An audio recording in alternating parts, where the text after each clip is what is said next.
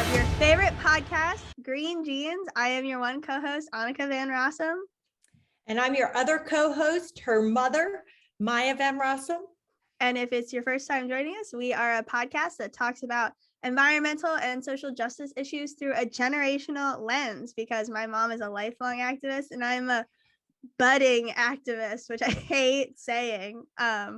Well, I think you can say that you're a lifelong activist. Maybe your life has not been as long as mine, but I can honestly say, since you were a very little girl, that you really were engaged in activism for the earth and for animal protection and river protection and earth protection. So you could say you're a lifelong activist too. It's true. I guess it's a life. You're a life longer. And I just hate budding activist. It just sounds so weird. Yeah, you're not a budding activist either. I mean, you very literally, I remember we had a fundraiser in Lambertville, New Jersey. We were always part of the annual Shad Fest to celebrate the return of the shad to the Delaware River, an iconic species, incredibly important to the river that was nearly lost to the river. It is still in the Delaware River, but at very low levels. But anyway, we would participate every year in this annual celebration in Lambertville, New Jersey. It's still going on. And so look for it in April. If you're in the New Jersey area and interested in environmental protection and species protection and fish like the shad. But anyway, we were there trying to educate people and engage people. And I don't know, you were not very many years old, and you managed to find some dandelions growing out of the sidewalk, and you picked them and you went up to people and you offered them a dandelion for like a 5-cent donation to protect the river. And it was really cute. And you were really cute, and you were right there just going to people as they walked by. Can't tell you how many people turned you down. That's so rude. 5 cents for a dandelion to a little girl. I swear, you were somewhere between 3 and 5 to help save the river. And they had more important things to do, I guess, like get a shad sandwich or something. But yeah, so I think, you're not budding. I think you were budding way back then. Now you're just a full-fledged lifelong activist for the earth. No, I try. I like to tell people, I said my new, if I had like a nickname, I have in like my social media bios, my nickname is your favorite neighborhood tree hugger, is what I've decided to coin myself as. Oh, I love that. That's a great nickname. Yeah, no, that's cool. Well, I feel like I wish I could retell what do you think is like your first moment of activism? Let's tell people generationally. Go, Mom, set. Truthfully, I don't know. My first moment, I have many, many memories, and we probably don't have enough time to talk about them because I'm expecting that John Beard from the Port Arthur Community Action Network is going to show up any minute. So I don't want to get into a story and leave him in the waiting room, but I will think of a story for next time. How about that? There you go. But I will say, like you have your favorite nickname, I'm super excited because I recently, I've had a lot of people call me a lot of names. Usually they're nasty names, but very recently I just got a new, I wouldn't call it a nickname. I think I'm going to embrace it as a title. And my new title being the mother of the Green Amendment movement. So I am super excited. I think that accurately captures my role in not just creating the vision of the Green Amendment movement, coining the term, defining the term, putting that movement out into the world in a very powerful way where we've got states across the nation and communities across the nation seeking constitutional environmental rights amendments in what are defined to be, by me, Green Amendment. So anyway, the mother of the Green Amendment, or the mother of the Green Amendment movement, is now my, not just nickname. I think I might embrace it as my title. I think you should. I think it's cool. And I think it's cool that literally like nobody on staff, like nobody has given that to you, but like that it was in a newspaper article. So I think that's even just more powerful that it's not like an affectionate thing. Like none of us have ever called you that until that article came out. Yeah, it was cool. yeah, I did an interview about our work, and the article came out, and the reporter shared it with me, as they often do. And there it was, right there in the headline and in the body of the text. So that was super exciting. So, Mom, do you want to tell us about today's guests before they join us? Yeah, so his name is John Beard, and he is the founder of the Port Arthur Community Action Network. So I'm really excited for John to talk to us about Port Arthur and about his work. But how I came to meet John, which was just in the past few months, was, you all might recall that in the fall, I was part of the People versus Fossil Fuels action taking place in Washington, D.C., really calling on President Biden to live up to his promise of prioritizing addressing the climate crisis, and not prioritizing it in a way through rhetoric, and not prioritizing it in a way that's about continuing to advance dirty fossil fuels, but prioritizing it in a way that is meaningful and really helping transition this nation off of dirty fossil fuels to make us to end our to end the industrial operations and actions and activities within our communities that continue to release devastating methane and carbon into the atmosphere, and not to fall prey to false promises like industrial carbon capture, which is part of the climate crisis problem, not part of the solution. And I was part of the portion of the protest where folks were arrested. So did do that, but I was also amongst the speakers. And I was really honored to be asked to speak at that very critical national event where people came from all over the nation, and it was an event where the creation of the event, the messaging, the actors were Indigenous leaders and communities of color, leaders from environmental justice communities, those on the front lines that are being disproportionately impacted by pollution and environmental degradation. And I was just riveted by this most powerful speaker that came up to the podium at one point during the multi-days of action, and just who spoke so powerfully and so beautifully and so inspiringly about what was happening to our environment, to the climate, and the need for people to rise up and get active. And I had missed the gentleman's name. And after he was done speaking, I was sort of saying, who was that? Who was that? And it was John Beard. And that is who we're going to hear from today. And I reached out to him wanted to talk to him for my book. As people know, maybe they don't know, I am writing a second edition of my book, The Green Amendment. So I wanted to interview John for some new chapters that I'm adding to the book, which is going to be coming out early in the fall, late in the summer, early in the fall. And when we finished, and I talked to you about it, we said, oh my gosh, we need him on our podcast because he has such a powerful, important message, and he's such a powerful and important messenger. So that's John Beard, at least, how he came to be on our show. And I'm just excited for people to hear his message. Me too. I can't wait. Hi, how are you doing? Sorry, it took me a while, Maya. I was on another call and it got real involving. And the harder you try to break away, the harder it is to break away. I've got you on audio, but now we can, how's that? Oh, John, see, this is what happens when you are such a masterful champion and leader. Everybody needs your time. Well, I wish I had more time for me. Well, John, I'm super excited that you're with us, and I'm super excited for my daughter, Annika, also my co-host, who you've been communicating with, to meet you, because she's a great activist herself, and to be able to meet somebody of your caliber is a real honor and joy. Yes, I've been looking forward to it this whole time. My mother speaks very highly of you, so I'm super excited to talk to you. Thanks. I hope I live up to advanced billing.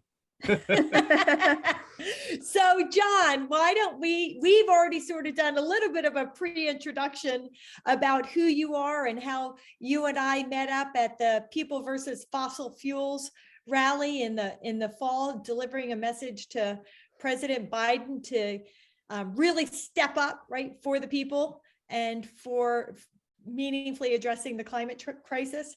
But I thought it might be a really great place to start for you to tell our audience a little bit about yourself and about the Port Arthur Community Action Network. Yeah, well, first of all, to your listeners and audience, good day, good afternoon. I don't know what time it'll be, but I hope you're enjoying a great holiday and you're in festive mood and a very festive spirit. I certainly am, and I haven't been drinking either. But anyway, I'm John Beard, and I'm the founder, chairman, CEO, head cook, and chief bottle washer for the Port Arthur Community Action Network, which is an environmental and social justice community development nonprofit organization in Port Arthur, Texas. And we got started we originally, our forerunner organization, Port Arthur Environmental Justice Coalition, got started in 2014.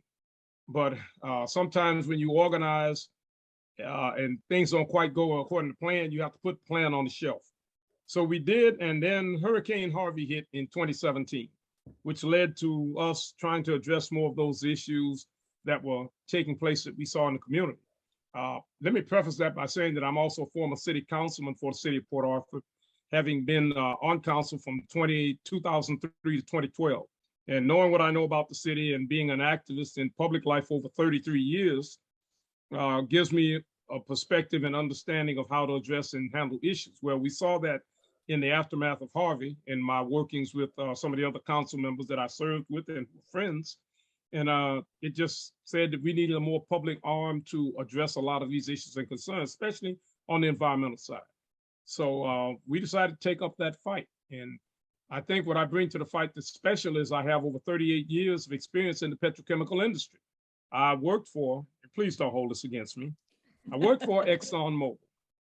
And that's a bad name in some circles, but it allowed me as a second generation union person, proudly union, as well as a plant worker, to be able to send my kids to college, to build a pretty decent and good life for them, have a good standard of living, and to also have time and resources to be able to commit back to the community. So that's pretty much currently where I am. And just a little bit of some of the work that we're trying to do, which is try to address the environmental issues with regard to the petrochemical build out, to pipelines, to the Permian Basin climate bomb, exporting natural gas, and other environmental issues as they surface here in the Port Arthur area. So, John, one of the things I found so striking when you and I talked, I already told people that, you and I talked for the second edition of the book. And one of the most striking parts of our conversation, really emotionally impactful as well as intellectually impactful, was when you described Port Arthur, described the community and the industry that surrounds the community. I'm wondering if you could share with our audience that vision and perspective of where Port Arthur is and what you and your community has to deal with on a day-to-day basis. Well, I like to say that when you look at the map on the Weather Channel or any map, and you see where Texas and Louisiana, the South and the Gulf of Mexico meet, that's Port Arthur. That's us. We're situated not necessarily on the Gulf Coast in some ways, but also partially on the shores of Lake Sabine, which kind of separates Port Arthur from Louisiana. And if you Google Earth Port Arthur and look at it, get a visual picture of it, you'll see we're surrounded by industry and tank farms. You'll see that scattered throughout all of the Beaumont, Port Arthur, Orange area, which is what's known as the Golden Triangle of Texas. Not golden because it's rich in gold, but gold as in oil. And so we're surrounded by tank farms, we're surrounded by refineries, we're surrounded by pipelines. Matter of fact, there are more miles of pipelines than there are people in Jefferson County. Oh my God. The population of the county is about 250,000, and there are probably at least 3 times that many more pipelines in terms of mileage distance. So when you combine all of that, we're a pretty big thing in the petrochemical industry. We're not as big as Houston population-wise, but I would dare say that with the accumulation of those resources, petrochemically speaking, processing and all of that, LNG, pipelines, we're as equally as important. All you've got to do is take us out of the equation. If there's a shutdown at a plant for an emergency or a fire or a hurricane comes to this area and these plants shut down, you'll see an immediate increase in gas prices. And Wow. that's because of the effect that we have on the national scene, Texas national scene, as well as the international scene. So we're surrounded by that. And we have some of the worst air quality in the state of Texas. Back in 2010, Port Arthur was selected to be an environmental showcase community by the EPA. Now, what they mean by that, I don't know, but I can tell you what we found out from it. We found out that Port Arthur has twice the state and national average for not only cancer, but heart, lung, and kidney disease. Oh my And we God. believe it has it's an environmental factor.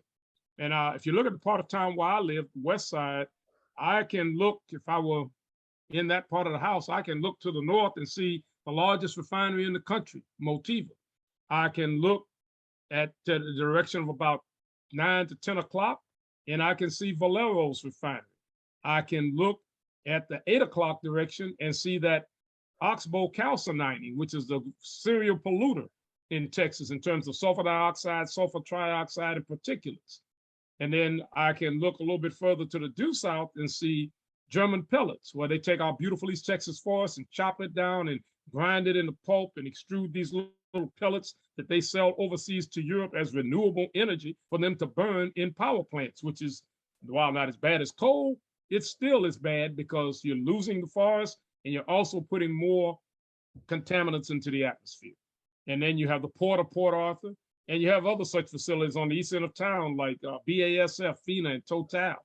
So we're virtually surrounded by this. And then we have 2 LNGs to the south, one off the shore of Lake Sabine, which is Cheniere LNG, one on the Sabine Nature's Waterway, which is one of the largest that passes through Port Arthur, and that's Golden Pass LNG by ExxonMobil.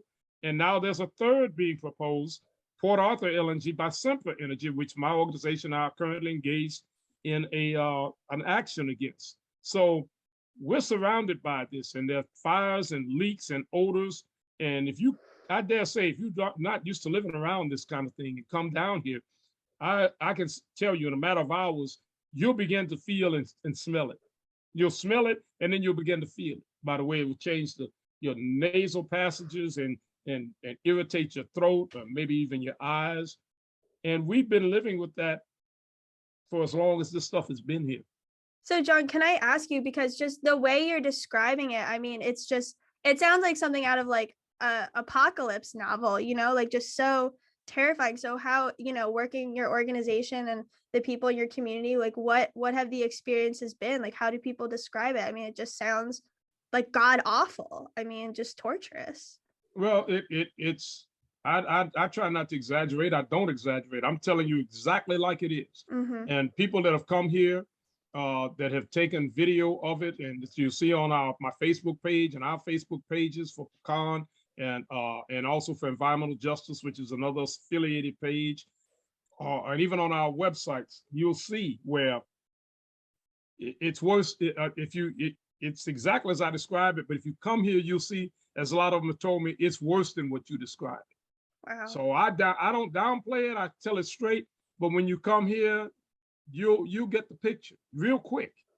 That's why we take people on what's called a toxic tour. And by the way, I invite both you and Maya to come down this way. Next time we'll do this live on site with video, so people can actually see this. Mm-hmm. But it is bad. And people, the difference is that years ago when I was growing up, you either worked at the plant or you worked for a company that did business with the plant, or you work for a company that does business with the company in the plant, or you work for the city, county, or the school district, or one of the 3 hospitals.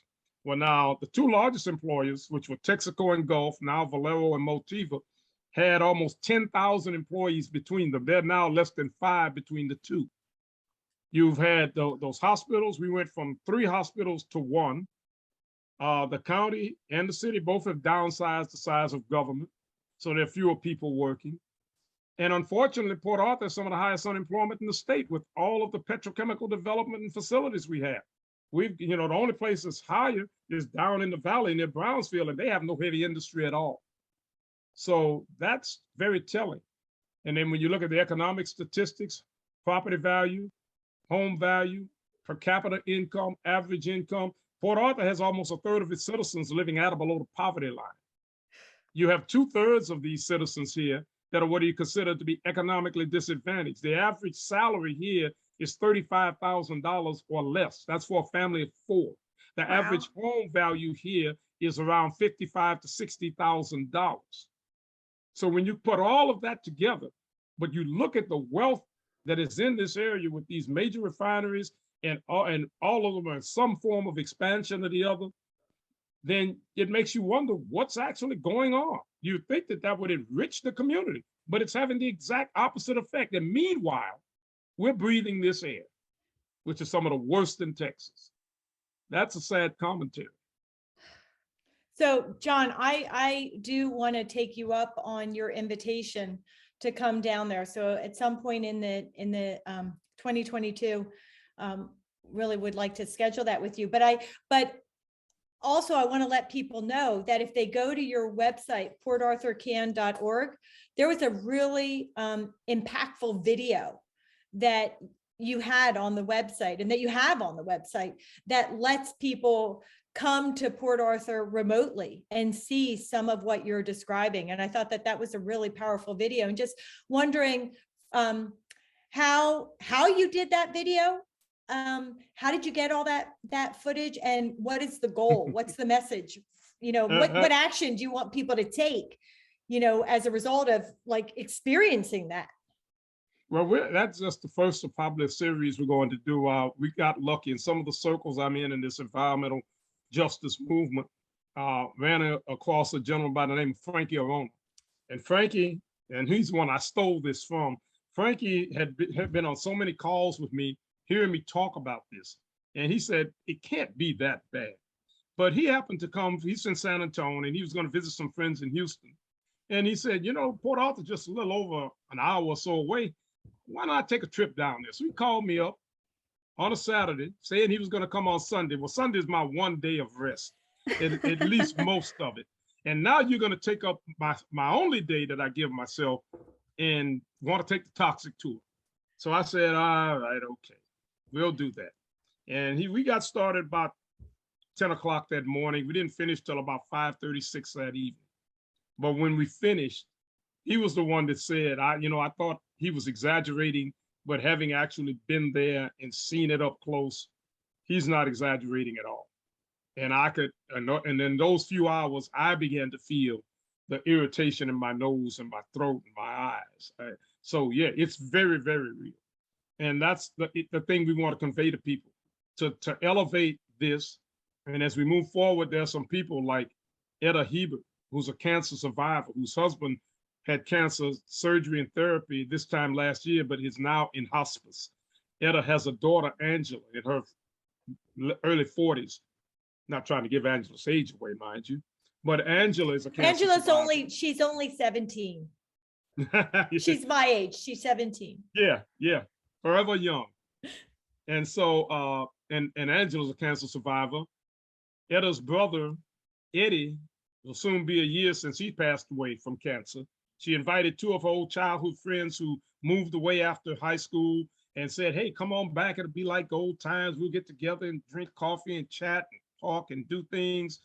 And both of them came down with cancer. One is under treatment. The other one died. Then you have people like 80-year-old former school teacher Annette Mitchell, who has to take breathing treatments and basically take oxygen with her out in the yard where she tries to tend to her flowers. And then you have people like Miss Hardy. Miss Hardy has a 6-7-year-old grandson who, when German pellets burned, one of their silos caught fire and burned for 102 days. Imagine it being like a barbecue with the smokiness and all of it, or in a smoke-filled room with a bunch of people that are smoking in a congested area and smelling smoke outside and in your house for 102 consecutive days. That's what that was like. He has to have a nebulizer and take breathing treatments. So you've got a number of people that are suffering because of this, and not a lot's being done. So we want to elevate their voices. We want to elevate this problem to show that environmental racism is real, that climate change is real. When you look at the Hurricane Harvey, when you look at in 15 years, 5 major hurricanes have struck or brushed by this city, some directly, that have affected us, at least that many equally, that have brushed by and created damage, the most recent of which two last year, one in August, Laurel, and Delta in October, that went within 40 miles of Port Arthur and did considerable damage, and Imelda and others. So yeah, we sit at the front lines of climate change and all of those things, and also at the front lines of environmental racism, because for all of the stuff that goes on here, where's the benefit? Where are the people working? Where's the prosperity that's supposedly coming from this? Well, Port Arthur doesn't work. And unfortunately, the smaller white bedroom communities are considerably more prosperous, and the whole county is more prosperous. So why, when Port Arthur is taking the brunt of all of this environmental pollution and contamination, why are we so poor? Port Arthur, and there was a study in the 1980s that said Port Arthur was the 19th poorest city in the country. Wow. Because of looking at the economics. So how can that be with all the prosperity we're told it comes from oil and gas? Something's wrong with that picture. And we want to bring that not only to America, but also to those people in corporate America who make decisions that affect folk down here, to the White House, to the State House, anywhere where we can get something changed about this, because this is wrong. It is environmental racism at its finest, and it has to stop. That's why we embrace building back fossil free and breaking free from fossil fuels and plastics and all of that. We're affiliated with all those groups, and that's why we're involved, because there has to be a better way. A better way is possible. And if we're really concerned about people and fairness and equity and justice, then we have to be about this. Well, it's just breaking my heart to hear all of this too, because I mean, I just know too, like, so as being like a young person, so many times we talk about climate change and we're like, this is what's happening to our world, and young people get brushed off so often, like, you haven't been around or you don't understand the system or all stuff like that. And it's just breaking my heart, because you're telling the stories of people who are suffering day in and day out in this community. And I know there's just so many politicians and corporations and things that just don't hear that. And it breaks my heart that like these are real stories of people dying every single day. And the fact that there's not this urgency for change, and there's not this reality of like, we are murdering people through environmental racism, and that there's not that change happening. And you're fighting that fight. And it's heartbreaking to hear it, but it gives me hope that there's strong voices like you said, lifting those voices up and bringing it out into the world. And John, Can I ask you, when you bring forth some of those voices, when they reach out to speak to decision makers, what's the kind of reception in your experience that people get, whether it's you or some of those other voices in the community that you're lifting up? Well, they're somewhat sympathetic, but they don't do anything. They look at what they consider the larger picture. So in other words, and I read this on an article that was done several years ago, that Port Arthur is sacrificed so America can have oil and gas, so planes can fly, cars can go. But where's the justice in that when people are suffering? So you basically said we have no value, that our concern is not that much because of, well, we need this, America needs this. But what about our needs? Aren't we human too? Do we not matter?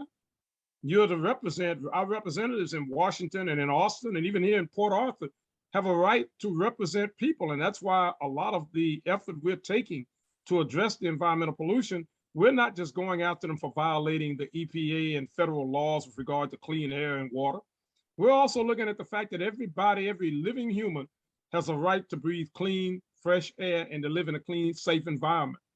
And by these federal and state agencies not upholding their oath of office or obligation to protecting people, that they are violating our civil rights. It's a tacit violation of Title VI of the Civil Rights Act.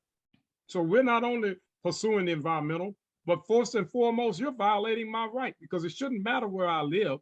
I should be able to breathe clean air and be safe where I'm at. And those that want to contest us, and I run into it on social media or in news media and print all the time, those that want to say that we have no basis of claiming that, then my response to them is, then come live here. Let's trade places, like the old movie. Yeah, let's trade places. You wouldn't want to live here and live in those conditions, but you want to tell me that I should just, suck it up and go on ahead. Well, no, I'm sorry. I have an opportunity to move away from here, but Why should I when I've lived here virtually all my life? And why should other people who don't have the means to move away? That's another thing. So let's trade places.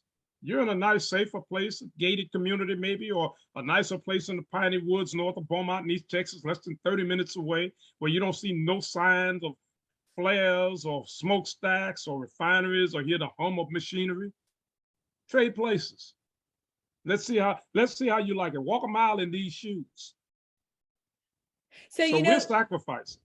I like to say we're sacrificed. So all of those things which they enjoy, they can continue to enjoy them. But at some point, that's got to change. So, John, I was struck. So Annika, she's a law student. She's been doing an internship in the fall in the state of New Mexico, doing part of helping with our effort to advance a New Mexico Green Amendment. As you and I talked about, we're hoping to get going in Texas at some point. But so she and I were there. She was wrapping up her semester and we were driving back so she could get her car home. And we were driving through many states. And one of them we drove through for quite a period of time was the state of Texas. And I have to be honest, and I think that this speaks to just what you're talking about. I was expecting to see all kinds of oil and gas infrastructure like we've seen in parts of New Mexico, right? There are some parts that are beautiful and pristine, and there are other parts where they are just overwhelming communities. So I was expecting to see that in the portions of Texas that we were driving through. And all we could see, frankly, all we did see were windmills, acres and acres and acres of windmills with some solar panels popped in. And so it was quite striking, having spoken with you about, the very dense areas of fossil fuel infrastructure, overwhelming and devastating communities. And then in this other portion of Texas, they found a way to advance instead those clean energy options that allow us to get energy and preserve people's lives. Is that kind of clean energy, besides the fact, I'd like just wondering what your thoughts are on that dichotomy. And then also just wondering, is your vision for the future to replace that fossil fuel infrastructure with these kinds of clean energy strategies that will provide jobs and energy and protect the community at the same time? Or is there a different vision that you have? You're exactly right. There is a dichotomy in that. Some might even say it's a contradiction in terms, because some don't think that having clean, green, affordable energy is compatible for the system we have now. Well, it's not. It's totally incompatible simply because we cannot continue to put more CO2 and methane into the atmosphere. It's extremely damaging. The climate change we see, the fires out west and all. But Texas is unique in that extent that there are fledgling efforts more to the west, and I've been out that way. But as you get closer toward the central portion of the state and to the east and the southeast, you don't see it as much, although there's been talk about having windmills and solar farms in this area, but it's also so far just talk. But then you have a state legislature, and you have my former state representative who sponsored a bill that passed that basically ties the hands of local government being able to tell people about alternatives to get away from burning methane or natural gas because of its polluting effect on the atmosphere. We burn this in our homes, and I grew up with it. But nobody's realized till now how toxic that is, and the toxicity that extends into the atmosphere with burning that gas. And in Texas, because they're so lax in terms of enforcing environmental laws, you have oil wells, gas wells that virtually leak into the atmosphere. A good friend of mine, Sharon Wilson, has a camera that she takes out to these places to show people just how much of it is getting into the atmosphere. So, while we're trying, I think that transition has to happen, but you can't make that transition while at the same time having a policy of drill, baby, drill, and burn, baby, burn, and let's export more of it. Because while you may be, we talk about energy independence, why are we exporting so much of? We're becoming a net exporter, not importer of oil and gas, but an exporter, which means we have an abundance of it, so much so that we're willing to sell it. But once again, how can you reverse course if you're going full speed ahead? You can't. You either have to stop where you're at and take steps backwards to back away from and reduce the amount of dependence on fossil fuels, or you really don't mean what you say. And right now, the policy nationally, as well as in Texas, is full speed ahead. But we realize that we've only got 1.5 degrees centigrade or 1.2 degrees centigrade in terms of global warming that we can stand before, we reach a catastrophic level. And right now we're on the course to go well over 2, anywhere from 2.5 to 2.7 degrees centigrade. And that's scary. When you look at the sea level rise and the breaking of the ice shelves and the calving off of large pieces of Antarctica, those things aren't happening for no reason. So we've got to be smart about it. And we run into folk all the time. Well, that's just what they call weather. It's not that. Well, we say to an extent it is the weather, but the weather is changing dramatically and swiftly and considerably faster. These aren't apparitions, they're really happening. So if you don't think that global warming is real, that it's a hoax, what if you're wrong? I could be wrong, you could be wrong. What if we're wrong? What if I'm wrong? Do we still not need to go in a different direction to get better about this, to reduce what we know is the pollution that comes from it, getting in the air we breathe, so cities like Port Arthur can be cleaner and greener and get away from this? But as long as people are making money and they feel that their futures and fortunes are tied into it, the pocketbook's going to rule the marketplace. And the profit motive is going to do the same. But we have to have or imagine a better world and a different world for everybody. And we have to find ways to make that work. Joe Manchin might need to tell his people that we're going to have clean, green jobs. So you're still going to be able to put food on the table. You're going to send your kids to college. You're going to have a nice home and a nice car and a nice bank account so you can retire and a good retirement. We're not going to throw you out in the street. And I think if you talk to people in those terms and tell them that they're not going to miss one single paycheck, the mines will shut down, but we also have to police and patrol and look at those mines to make sure it's done properly. That will create jobs as we transition over. The transition has to be an actual plan that's workable and doable so that people are assured that their future is secure. I think if you do that, you reduce the ability of someone to have an argument based on economics and based on what they consider to be a hoax. Because we know the pollutants are there. Can I ask you, John, just everything you're talking about, and I just feel like, you're spitting straight facts, straight truth. Like, I love it all.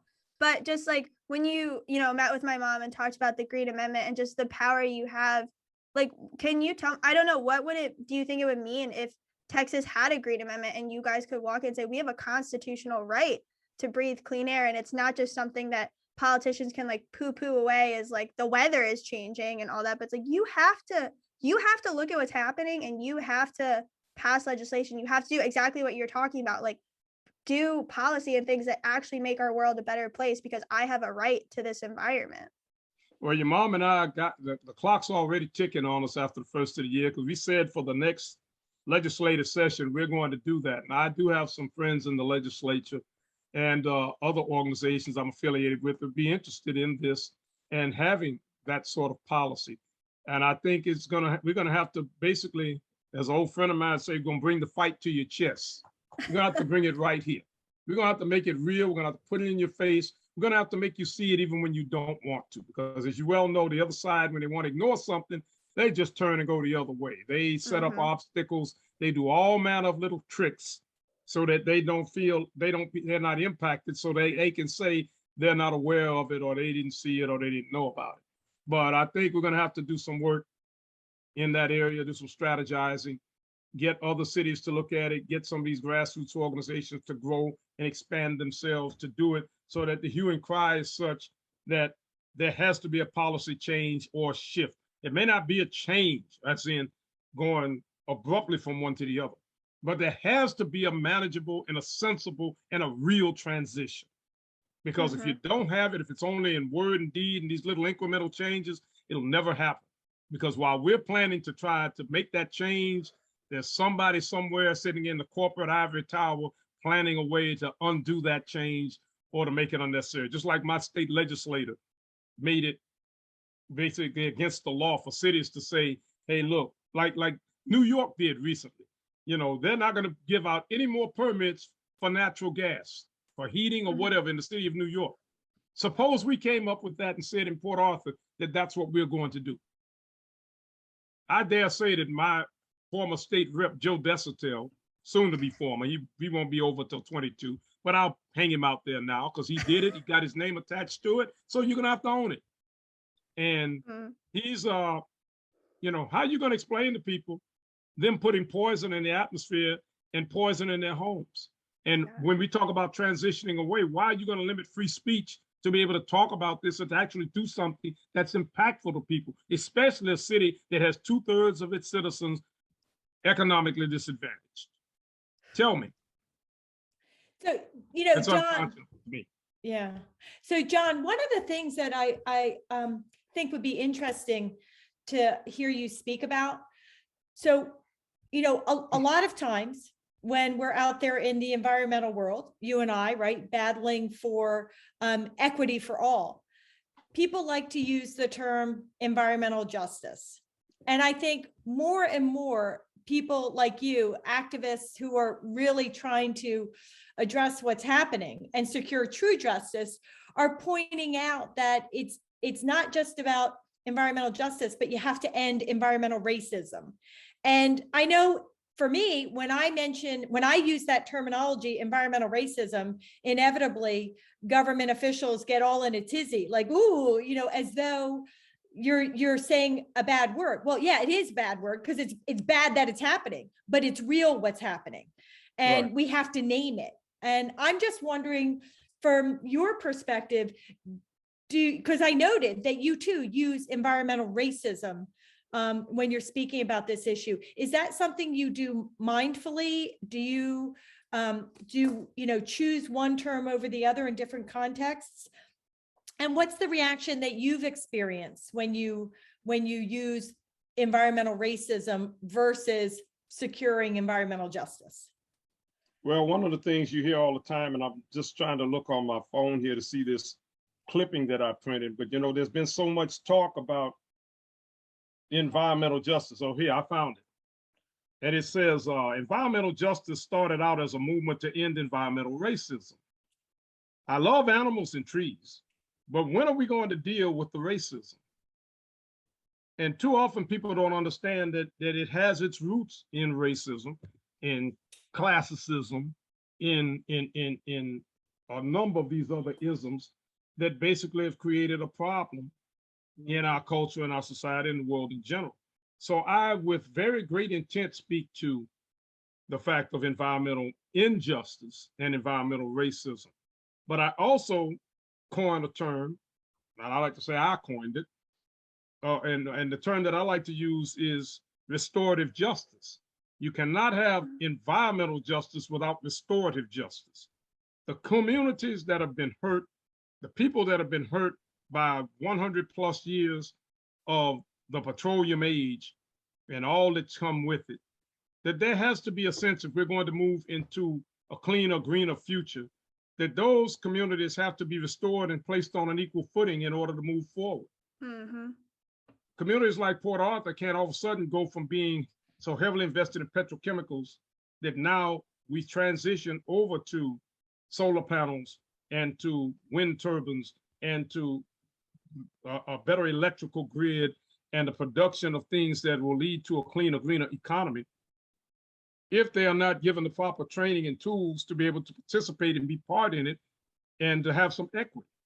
So without considering those things, and that's why I have a real strong problem and issue with these petrochemical companies now all of a sudden wanting to say, oh, we're clean and green too. We're doing solar panels. We're doing windmills. We're doing clean energy. But you created this problem. I can't expect those who created the problem to all of a sudden now have the solution to the problem. So there has to be a change in that, and it has to be something that's done mindfully. And unfortunately, while Biden speaks well to some degree toward it, he's taken absolutely very little action to make it happen. And he can do that. He can do it with the stroke of a pen, but he hasn't done it. What's the holdup, Joe? Why not? You said you were going to do it and you haven't done it. But as I said recently when I was quoted an article. Judgment Day is coming, and it's coming soon, and it's coming in less than 11 months. Now he's still going to be president after then, but if he doesn't do it by then or before then, he ain't going to do it at all after that. This time next year, it's game over. Either we'll have done it or it ain't going to get done at all. And that's the reality of it. So yeah, I speak with willful intent to environmental injustice, to environmental racism, because as a component of environmental justice, you have to restore those who are hurt. Are you thinking of, so first off, I love that you mentioned Joe Manchin, because that person, I can't, normally I refer to people as, a gentleman or a gentlewoman, but I can't refer to him that way. I think he's a very hateful, self-absorbed, narcissistic person. He's got plenty of money, right? And he doesn't need more. And yet he's very anxious and eager to deny providing resources, money, support, transition, jobs to everybody else. And as we learned, ultimately, it was because his feelings were hurt. He made up political reasons why he was changing his mind and going back on his words. But as it turned out, in the final analysis, when he said he was going to vote no on Build Back Better, which has so many of those climate and social justice, social safety elements, turned out his feelings were hurt by something somebody said. But anyway, that aside, Joe needs to put on his big boy pants. Yes, he does. But I'm wondering, Joe Manchin comes to mind again, and all of these issues. And, you were talking about the change in politics and leadership. By this time next year, I mean, it will happen or it won't happen. Voting rights is, such an important part now of whether or not we have true opportunities to secure restorative justice, to end environmental racism, to address the climate crisis. And just wondering how, that is incorporated into your thinking as you move forward in your work. Democracy is at stake here. The whole thing is about democracy, whether we are going to have a country where the diversity of opinions and views in the political marketplace can exist and coexist peacefully and work toward resolution, or whether we're going to have a group of people who basically say it's my way or no way at all. And that's what we have. As I tell some of my alleged or so-called friends in social media, you don't live in the world by yourself. What kind of world do you think it would be if you got everything you wanted and I got nothing of what I wanted or needed? Do you think I'm going to be satisfied very long in those kinds of conditions? And at some point, when do you think I'm going to decide that I've had enough and that I'm going to fight and make change? The change they seek is not, when I saw this recent poll about those that say, well, if there's a civil war or if it takes revolution to change the country, so be it. But what kind of country are you trying to change it to be? One where we have a stake and role in it too, or whether you're just simply trying to maintain the status quo? Those isms we talked about, racism, sexism, classism, and all of that. What kind of world? So I have to go back to, and I always remember that there's nothing new under the sun. It's just very cyclical. History is cyclical. And Dr. King spoke well to it. If we're going to have the beloved community, what we have to do is be willing to stand up and speak out and not fight for, but live and work for that beloved community and that world we want. He said that evil succeeds when good men do nothing. So we've got to constantly challenge our better angels and the better part of us to live up to that. And it's hard because some of these folk, they don't want to see it or hear it. But we have to constantly be those voices, as they said, the crying in the wilderness, because eventually that voice will be heard, because it will get so loud, like the walls of Jericho that tumbled when the trumpet sounded, that it will have to change. So my old pastor used to say that we have to be prisoners of hope, that when there's nothing else, we got hope, because long as there's hope, there's a chance there's life. When you lose hope, it's all over. Game over, fold up your tent, pack up your bag, go home. But if there's hope, then we got a reason to fight. So I like to say, Annika and Maya, that my bedroom window, and I'm looking out of it now, that's why I've got the backdrop, it faces the rising sun. And every morning that I wake up and I turn that way to see, get an idea what time it is, and I wake up according to the sun, and I see the sun glinting through the blinds and curtains, I know it's going to be a good day. And I look forward to it because there's always new challenges or something new or great or unexpected happens. That's a blessing. And all I ask is to be allowed to be a blessing to someone else as I share blessings too.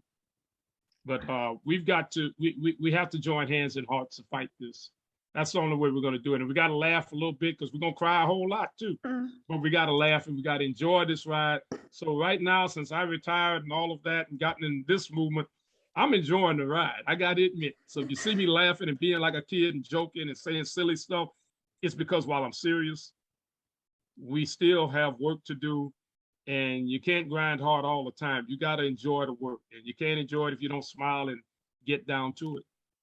I gotta tell you, John, you are, just from everything from this whole conversation, you are definitely a blessing to us right now, and then I think to this whole world. I mean, you just like, I'm literally like on the brink of crying just because I feel like everything is just so beautiful and soulful, and it's real. And I'm just gonna say I can't thank you enough for like just being like standing up for people, but like being who you are, because I do believe if there were like more people like you in this world, we would be in such like a better place, and like people who genuinely care about standing up for other humans. And I just feel like you're representing the best in the world right now. From like, I'm so moved by you. Thank you. You are both far too kind. I thank you for that, but I thank him even more because he put that in me, and that's what I try to live out and live by every day. And I fall sometimes too, but there's an old saying, you know, we all fall, but you got to get back up. We fall down, but we get up. You gotta write a book of sayings. You gotta write a book of sayings. And the truth told, a little over a year or so ago, I fell down and I didn't want to get back up. Matter of fact, I was about to get out of this altogether, out of all my quasi-political work and all of this. I was just going to be one of them people that sat on the porch in a rocking chair and wait till time was up. But God has a way of doing things and changing things and situations that allow you to get up off your knees. Sometimes he sends someone or he sends a word or something.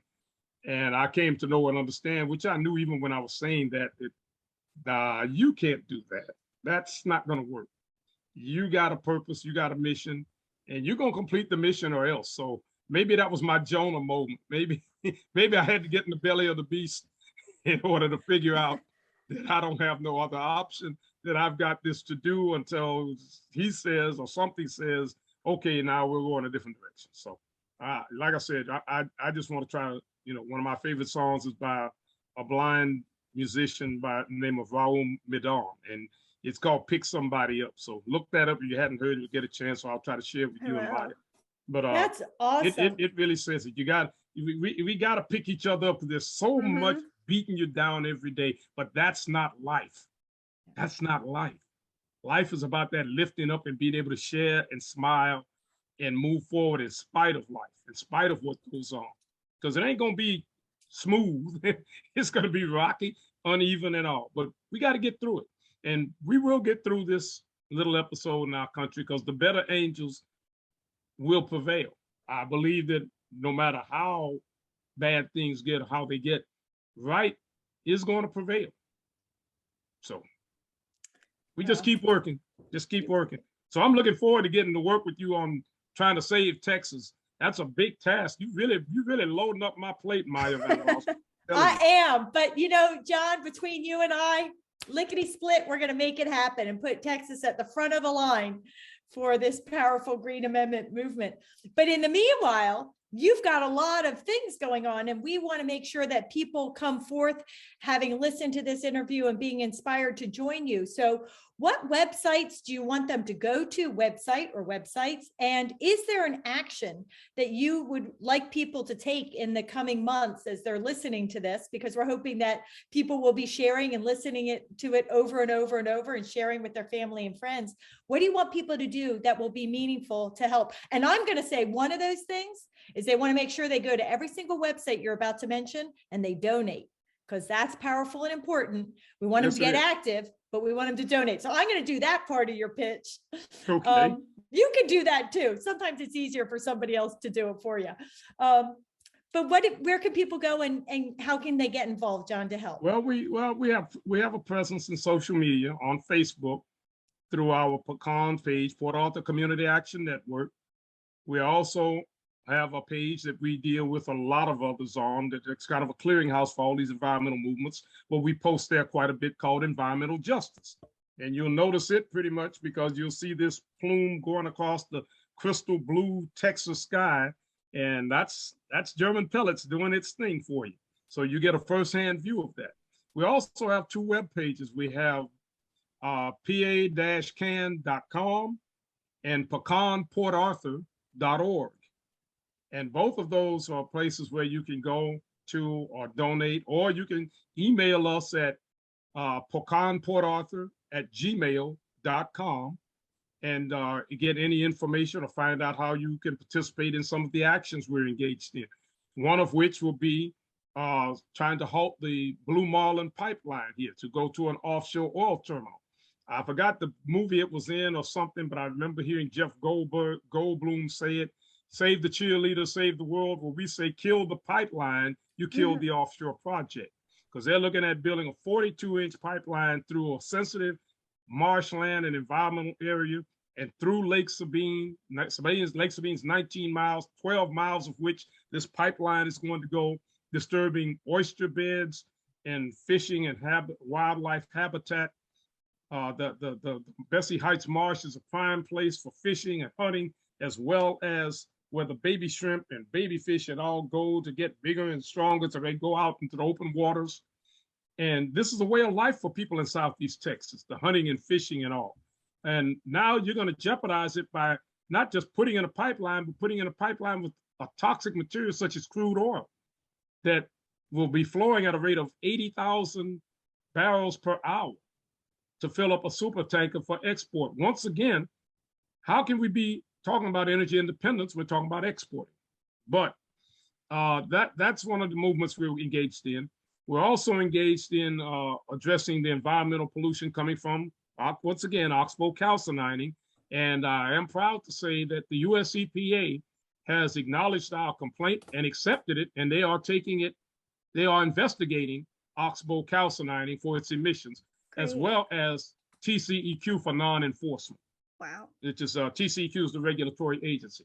We're also engaged in two efforts regarding Hurricane Harvey recovery, one of which deals with the fact that neither Port Arthur in Jefferson County or Houston in Harris County received $0 in the second round of funding for housing, rehabilitation, and all of that for Hurricane Harvey recovery. Not a single dime from the state agency that oversees it. So I and several other groups, I'm the only group out of Southeast Texas that filed a complaint to HUD with regard to Title VI again, that the money was being used in a discriminatory fashion, that it was not being used to help the people who needed help most. Here's a case in point, Maya. Little small city north of Beaumont here, Bevel Oaks.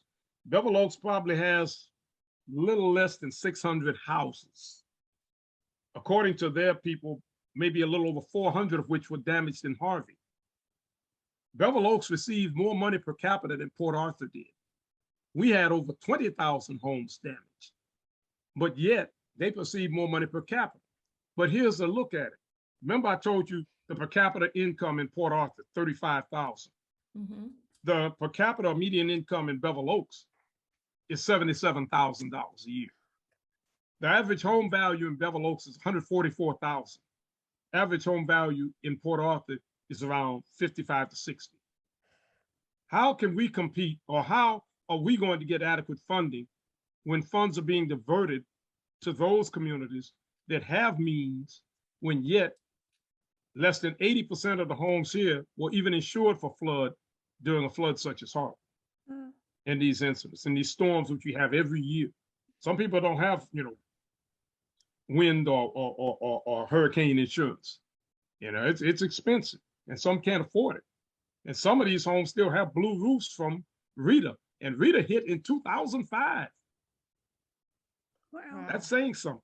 So we're fighting those sort of things, and we're also fighting the disaster mitigation funds from the federal government, because once again, they were not distributed equitably. 70% of the money was supposed to go to low mod income communities like Port Arthur. But there was a movement among some others to reduce that down to 40% to 50%, which means there'd be more money for people who could afford it, but they wouldn't have to spend their money, while people who don't have the money wouldn't be able to fix their homes and houses.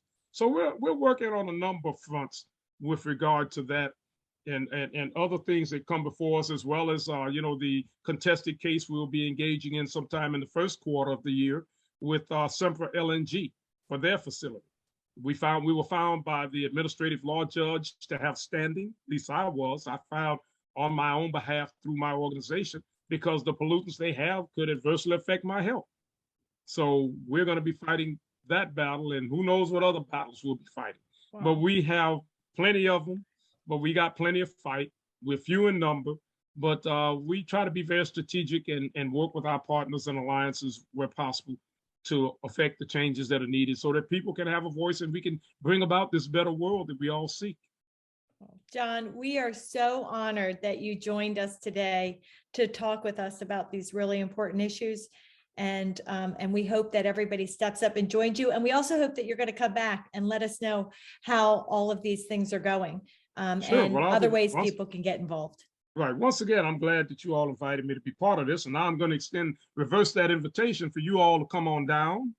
Or as they say, come on down, y'all, to Southeast Texas and take the toxic tour with me.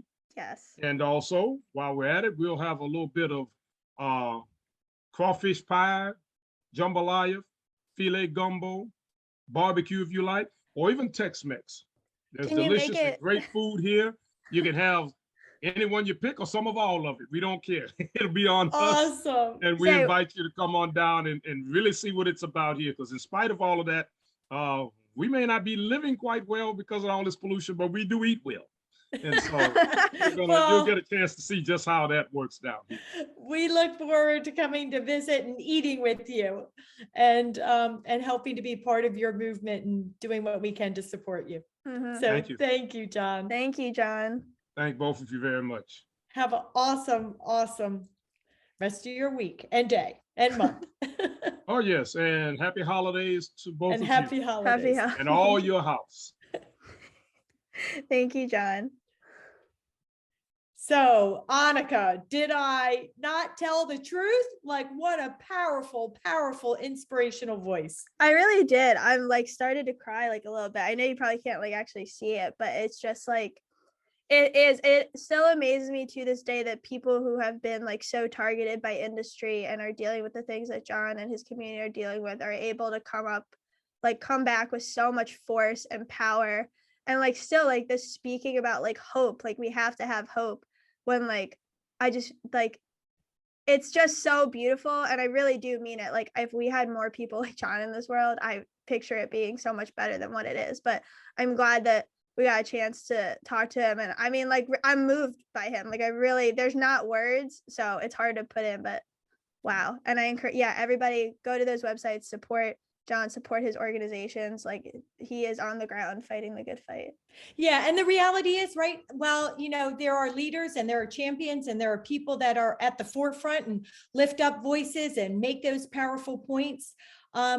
Successful activism and advocacy and movements require others, right? Require people to come stand with you, for you, behind you, support you in whatever way they can. And sometimes that support is donations, which is so important for environmental and community organizations, but also signing petitions, writing those letters, testifying if you have the opportunity, especially this day and age. So much testifying is happening on Zoom. So, I know for my Green Amendment movement, I've been able to testify in Hawaii one day and in Washington State the next day, and then here on the East Coast. So making the time to care and get involved and help champions like John is powerful and important. And I was just truly deeply moved, the first time I spoke with John, when I brought up the Green Amendment the way you did, and could see how clearly and instantly it resonated with him.